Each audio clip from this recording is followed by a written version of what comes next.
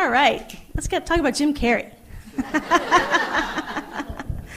He's so fun to watch in interviews. So he's been having great fun with interviewers lately. And I saw one interview this week. Well, people kept posting it on Twitter. But then this morning I saw a mashup of all the many various videos or interviews. These are quick interviews, when you're walking. He's got a movie coming out. So you're walking and people ask you questions. So they're quick. They're not like sit-down interviews. And so he keeps saying sort of the same ideas that none of us really exist. We're just energy flowing around, and it's just this incredible beingness, and we're not our personalities. And with one interview, he said, and so none of this matters. We don't matter. This is a vast universe. And so the people I don't think who have any spiritual background just think he's insane, and they say he's insane. But it's fun because he's having so much fun.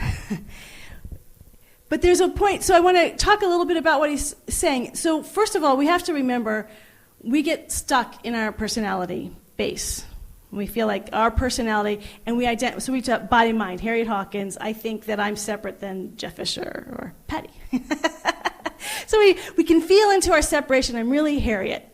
And what he's saying is that's not really who we are, that we're actually these incredibly infinite beings, and that's not just a concept. We say things like that on a Sunday morning, but I don't know if you know, Jim Carrey's been involved in the spiritual world and he does a lot of meditation practices.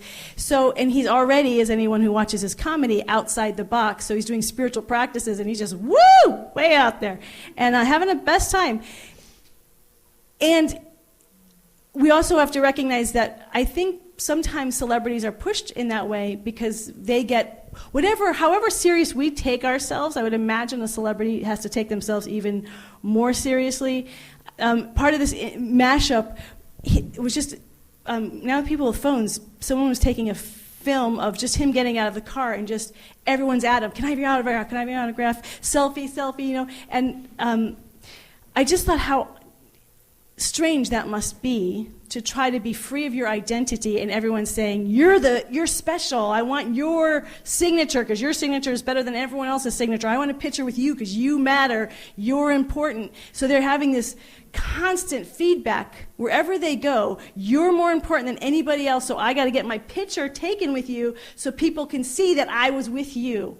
So there's even more sense of having to believe that you're something different. And what he was saying in one of the interviews is that he was noticing that any time he thought he was this Jim Carrey guy, personality guy, he was going into depression because he didn't want to, he felt confined by it, by everyone's putting him on a pedestal. So the spirit, that actually accelerated, I think, his spiritual practices to go deeper. Who am I beyond this personality that everyone thinks is special? And what he says is there's great freedom. You don't have, suddenly you just let go, like none of this matters. So you can see why that is so freeing. None of this matters. Don't take any of it seriously. And he says, when I do that, then I can play more and not take myself more seriously and enjoy. He says one thing that I think is important, or has troubled me, because he's not the first person who said it. He said, I still am playing my role here, I just don't take it seriously because none of this matters, none of this is real. And for those of you who get my email, I pointed out that this is actually a fairly common thread in a lot of, especially Eastern traditions, that this is an illusion. This world is an illusion. It's Maya. It's a dream. In Hinduism, it's called Maya. It's a dream. So Ramana Maharshi likens it to if you're dreaming at night and you wake up in the morning, you don't spend the rest of your day trying to fix your dream because you know it's an illusion. And that's what this world is. So I always struggled with that because Paramahansa Yogananda, who's one of my teachers, says the same thing, that this is all temporary, this is the world of relative. We want to just totally stay focused on the absolute all of the time, and yet we still want to play our role in this world. And I struggled with that. I'm like, well, why would I want to play my role in this world if it's just a dream? I don't want to go back into my dream and play a role if it doesn't matter. What value does this world even have to even play a role? I mean, it doesn't, the idea of it isn't tenable. That, well, you're supposed to continue, you're supposed to participate, but it has no meaning. That doesn't work for me, personally. But I gotta struggle a little. So we go into the world of paradox. Well, first I want to go, so Western religions are a little bit different. When I'm talking Western religions, so when I was raised in a Judeo-Christian background. I went to a Jewish monastery school, was raised in a Christian, liberal Christian Protestant church, and most of my friends were Jewish, actually. So when I say I didn't have much connection with the Islamic religion when I was a child. So I can't speak, because what influenced me a lot was my childhood. And the thing I remember it actually coming most from my mom, but the values that surrounded me affirmed it, which is every human being matters. Every individual life is essential and it's important, and we need to care about it. So I had that juxtaposition, and this is the paradox. Every single individual life matters, and none of it matters, right? So we had this paradox. The way Yogananda puts it is that actually every individual life does matter, because we have our it's all about identity. I'm going really deep here. I'm sorry, really quick. I was going to go really fast. So our identity, I identify with Harriet Hawkins, the body-mind, but there is an individual essence to me that is bigger than my body-mind, but is not my body-mind. It's beyond my body-mind. So when I die, my personality, Harriet, dies, but the soul essence, the individual soul essence, continues on. And so what Yogananda talks about is that individual soul evolves, and it's going to get higher to the energy body, to the causal body, and it continues to individuate, becoming lighter and lighter and lighter. So we can't even imagine it now because we're so dense in our body-mind identity, but we become lighter and lighter and lighter, and to the point where we expand into the infinite oceanic of bliss, but we're still an individual essence. And that's something we can't humanly understand. So it's this divine paradox of individuation along with total oneness with everything. And so in that scenario, we recognize that the development of every individual soul matters. That it's not like you're just playing your role because it's a game and it's illusion. Actually, what's happening on this planet is very important for individuation of growth. So we want to be in that place of freedom, of allowing everything just to be just as it is, because in the absolute nature, everything is always already whole, perfect, and complete, and allowing our soul to participate. The way I look at it is, I don't know if you've ever had the experience when you're meditating, and you just get into a really peaceful place or a really blissful place, and when you get into that place, when you get into that zone, you don't want to leave it. You don't want to you don't want to get up off of your meditation pillow or your meditation chair, because it just feels so good. And if you look at mystics from every world tradition, and mystics sort of has a high convoluted idea, but all a mystic is someone who knows their oneness and union with all life. That's all. But every mystic that I know says that when you are in that place, when we are in that place, we are in utter bliss. So it's never like medium or so-so. It's utter bliss, and it's better than anything this world has to offer, which is why they're constantly inviting us to meditate and to wake up. And yet, here's the interesting part. As much as this is an incredibly blissful place, better than anything this world has to offer, over and over, at least most of my teachers my primary teachers, were then compelled to get off their prayer of meditation and go out and participate in the world. So I think of, Jesus, and he went around, he couldn't go in his home because they didn't like him. Prophet can never go home in the Bible, apparently. But he went around the area. Then he had all his disciples go out. I think of Father Maximos, who was on a island, loved being in his monastic life, loved being in prayer all day, but they said, no, you got to go out into the world and spread the word. Paramahansa Yogananda loved being in meditation, and if he went for free will, for what his desire was, it was to stay in his ashram with his guru and just be in meditative bliss all the time, and maybe help students that came to the ashram. But no, you have to leave this country. He didn't even speak English very well. He learned English on the ship ride from India to the United States, and it wasn't something he really had any inner compulsion to do. But by being in this presence, and being told, this is your next step to bring Kriya Yoga to America. Shunra Suzuki, a Zen master, was asked to come to America to bring Buddhism over. My point with that is when we live, because we talk about ambition and we think of it as being egoic when people have ambition. But then I was thinking, but Spirit's ambitious, because Spirit's not content with me just sitting on a meditation pillow. Spirit is asking its vehicles, people who have given their entire life to Spirit, to not just sit, but to go out in the world, and why? To engage other individuals. Now, if other individuals had no importance, if they were just an illusion, there's no reason to go out and help you, because you don't exist. You're just an illusion. You're my illusion. But you matter.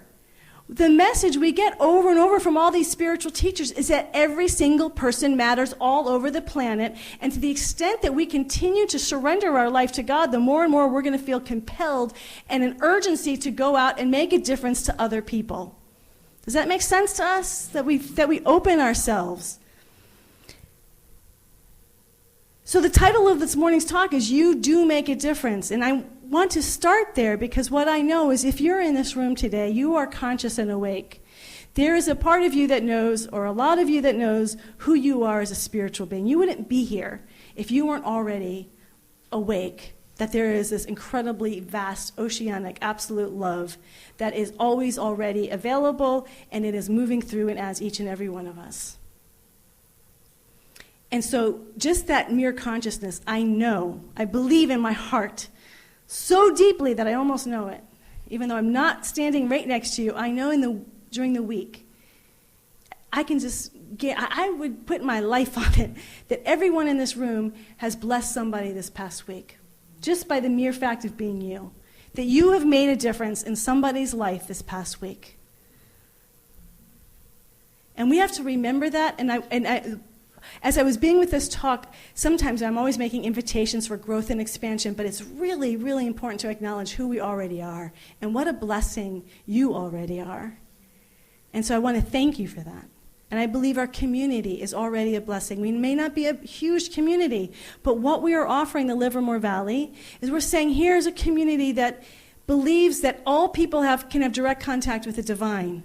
That it doesn't matter what you believe. All religions are accepted here. All cultures are accepted here. All sexual orientations are accepted here. All race, creed, no, everything is accepted.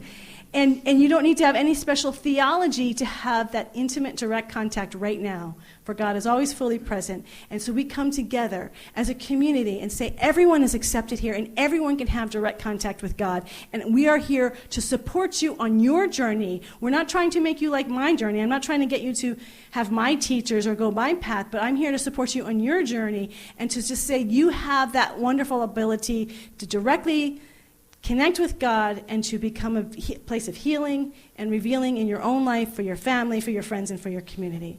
So I believe our community is already, just by our existence, by coming here every Sunday morning and remembering who we are and celebrating and loving one another and going to classes and events and then going out into the community, we are such a blessing as a community. So the question we get to ask ourselves this week, first of all, the first invitation this week is just to be grateful. Be grateful that you're already doing it. Give yourselves pats on the back. You deserve it. Be kind to yourself. Remember, we were starting the first Sunday being kind to ourselves because we tend to be hypercritical. Soften those critical voices. Unconditional love and acceptance of ourselves. Actually, that's it. I've changed my assignment. The first assignment is I want you to think about last week and think who you blessed last week.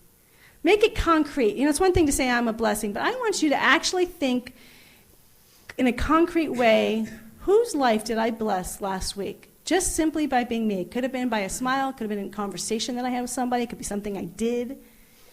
Whose life did I bless last week? All right? And then if there's more than one life, if there's more, just see what a blessing you already are. And accept it and own it. The life of God is already awake, alive, and aware, and you're already a vehicle of it. And from that place, we ask ourselves, do we want to make any more of a difference? We already make a difference. Do we want to show up even bigger in our world and in our life? And I want to talk about two aspects of that. One is willingness. When I say that, I'm very conscious that many of you have really busy lives. So when I say that, it could be like, oh, this is another task for me to do. I have to go out and do more. I have to make more of a difference, which is added onto my to-do list. I want us to look at it a little differently and say, I'm allowing myself to make more of a difference. When we just say yes to that willingness, my experience is that things start to shift and those opportunities start to arise. We don't have to go seek them out. We don't have to put it on our to-do list. When we allow ourselves to be willing for that energy to say, yes, I'm willing to be more of a difference in this world, those opportunities show up, right? When we open our hearts. You're always with me right there. I love that. So we just say yes, and those things start to happen. But one of the things that can block us, and that's why I picked the reading this morning, is how much we really genuinely believe we can make a difference. So one of the common conversations I've had with individuals in this community on the spiritual journey is people have ideas. I've rarely met someone who doesn't have ideas of what to do, but somehow they don't get fulfilled. And the conversations underneath what we call in New Thought false belief is, it's really not going to make that much of a difference. My voice, I've heard so many other people say this, what do I have to add? What do I have to bring? There's already all these great leaders out there. There's all these incredible people. What do really? If I need to write my book, there's already a gazillion books out there. What's my book going to offer? There's a lot of writers, by the way, who are not writing their books. There are a lot of people who have project ideas who are not doing their projects. There are a lot of ideas, and I believe the challenge we have is belief that it matters. And this is my point, that every individual life matters. We may not, with our project or with our speaking, people have told me they want to be public speakers, writers, whatever it is. Sometimes you're the background person, so the thing that's calling you isn't necessarily something everyone can see, but you're still not doing it. But the thing that stops us is we think like it has to be really big. If I'm not going to do it really big, it doesn't matter. And that's where I go back to how valuable that teaching was when I was a child. Every single life matters. I love that story, and I don't even know if it's a true story. It was one of those stories you hear in children's church, and I'm like, I don't even know if it's in the Bible, but you could tell me, for those of you who know the Bible really well, where I believe... So Jesus is talking about a shepherd. This is what I remember, let me just say. I love the story, and I use it even though I don't know if it's true. It tells a story about the shepherd, and he's with all his sheep, but one goes off, and he goes off for that one sheep. Yes. That's a true... Thank you, I love you guys. I love that story. It wasn't just like these are the ones that matter, and this is where the group mass energy is, and let's just say with the mass energy, one person goes off. That one sheep, that one person matters. And we go off and we go and serve that one person. So that means whatever those ideas are in your life, again, I know you're already making a difference, and I know you have ideas to make even more of a difference. I really believe that they're already there in many of us. It's to say, do I really believe it's going to make a difference? Can I make a difference? And that's why I love that reading today. He was noticing that he didn't really believe it was going to make a difference. But what if we let go of how big a difference? Because that's really like, it's got to impact the whole nation, or the whole world's got to read this book, or it's got to be a New York Times bestseller, or I'm not going to write my book. Write your book. Sing your song. Even if it touches one person, that one sheep is essential for the entire enlightenment of this planet. Every individual matters. Every soul matters. If we are going to evolve as a planet, as an earth, your role, what your gifts are essential. And the more you believe in yourself, the bigger impact you will have. And then when I say bigger, it might be lots of people, or it might just be in depth. That you'll take that one person, but you'll take them. I remember when I was learning the Gnostic, I was taking a class in ministerial school on the Gnostic Gospels, and it was interesting. What the Gnostics say, when Jesus takes Lazarus to heal him, the way they interpret that metaphysically was not that they raised him literally from the physical death to aliveness, but spiritually. He was spiritually dead, and he took him apart because he was more available and ready. So he could go deeper with Lazarus than he could with a lot of other people, and he went from Lazarus went from being spiritually dead to completely awake and enlightened. So what your gifts may bring, big-wise, could be big in depth, big in width, but it's going to be big in some way because it's coming from spirit. And in spirit, there's no limit, there's no walls. And it touches even someone like Oprah Winfrey, who we know touches in so many lives. She said the thing that never occurred to her was that the lives that she's touched, then they go and tell another friend, and then another friend. Maya Angelou pointed that out to her. She said, you don't know how many people you've touched because it's not just the people are in your audience. So you help one friend, and that friend is going to give that blessing to someone else. So we are unlimited beings. We are one with everybody.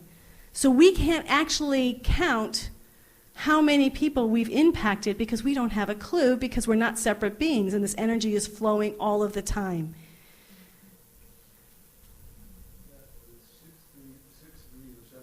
6 degrees of separation, exactly. We're all touching one another. I think of little Abigail Newby, I don't know how to say her last name. She's 10 years old, and her great-grandmother was turning 100. So she went to her nursing home, and she got some of her friends. They like singing Broadway songs. And so they went to the nursing home, and they sang her grandmother's songs. It was a beautiful day, made everyone happy. And then Abigail, this beautiful 10-year-old girl, realized, oh, there's a lot of people here who don't have visitors. So she got a group of kids ages 6 to 13. She got 13 kids from ages 6 to 13.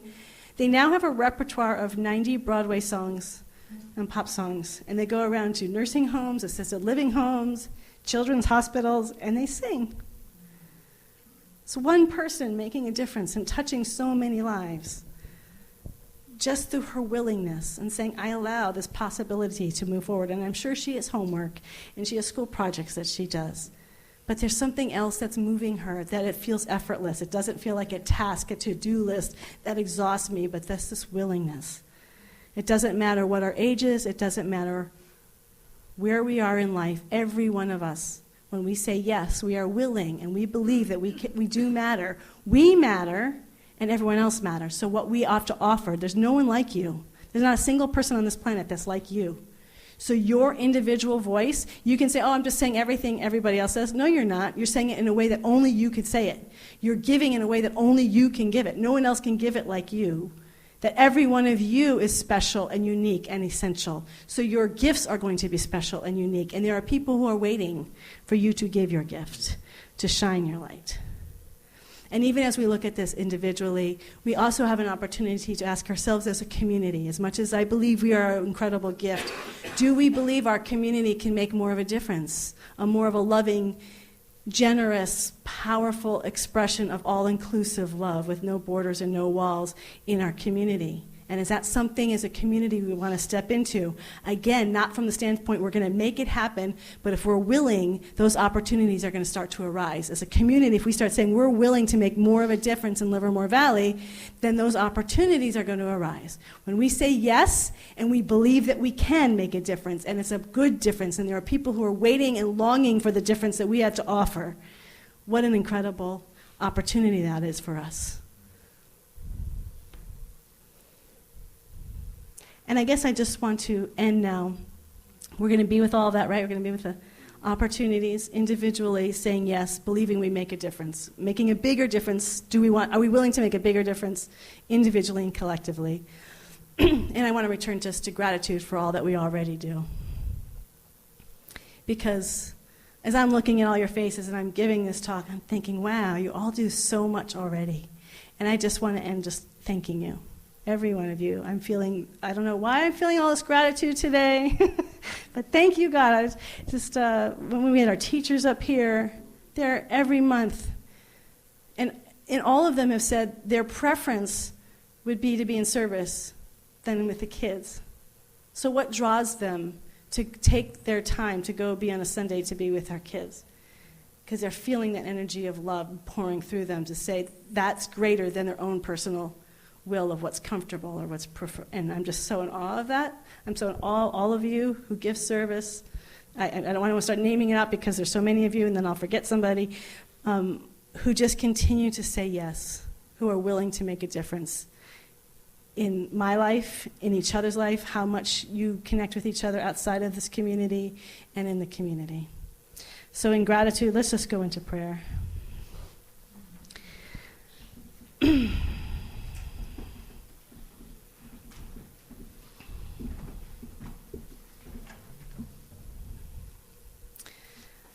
Thank you, God. Thank you, God. Thank you, God.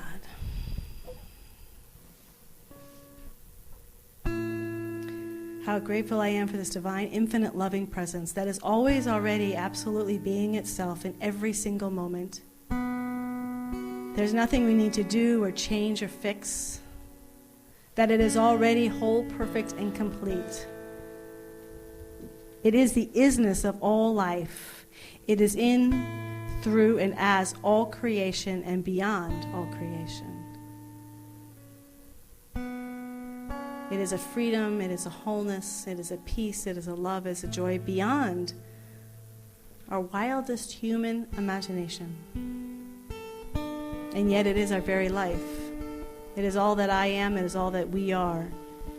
That we are one in this infinite oceanic peace, love, and joy. We just breathe into that. Knowing that we are one right here in this room, with all beings on this planet, with all life form, with all the billions and billions of stars, anything that's in created form, we are one with. There's no walls, there's no separation, there's only one.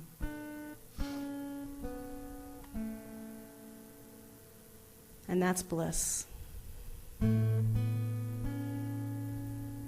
it is as this oneness, and it's through this oneness, I speak my word for every individual magnificent expression that is in this room here today. That each one of us saying our yes in our own unique way, in a way that no one else can say yes.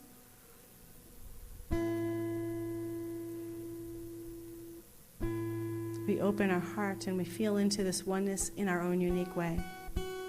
We get to be fully our individual selves even as we feel into our oneness. And it is from this place, this magnificent marriage of heaven and earth, absolute and relative, infinite and finite, is a living reality that is eternal, that never ends and never dies. This wonderful dance and play. And we are that beautiful expression, that beautiful light.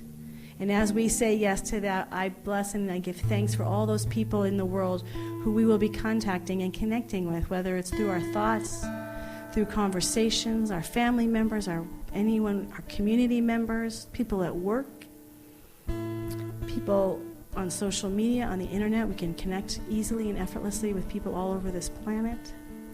I am so grateful with this consciousness that is in this room here today, that deeper and more loving connections are happening, that there are more people who are feeling blessed this day and healed and a little bit more connected because of the love that is in this room here today. People are remembering to remember that they are loved, that they are cared about, that they are not alone because of the love in this room here today. That there are animals that are feeling a little bit more loved.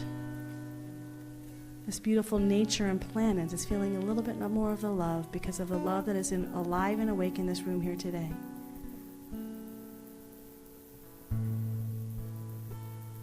I am so grateful for the gift of God that is alive and awake as every person in this community. I am so grateful that every person in this community sees and knows and feels the blessing that you are, that we are. And as we feel into and allow ourselves to receive the blessing and hear and own the blessing that we are, we don't become selfish with this. We become more generous, more giving, more free, more alive, more vibrant, more uniquely ourselves than ever before. And so for all of this good that has no end, I just say thank you, thank you, thank you, divine, infinite love, intelligence of the universe. Thank you, Mother, Father, God, infinite and eternal one. And in deep abiding joy and everlasting peace, we release this word, all of us together as one. We surrender it and we say together, and so it is. Amen and amen. So it is. So it is. So it is. Amen.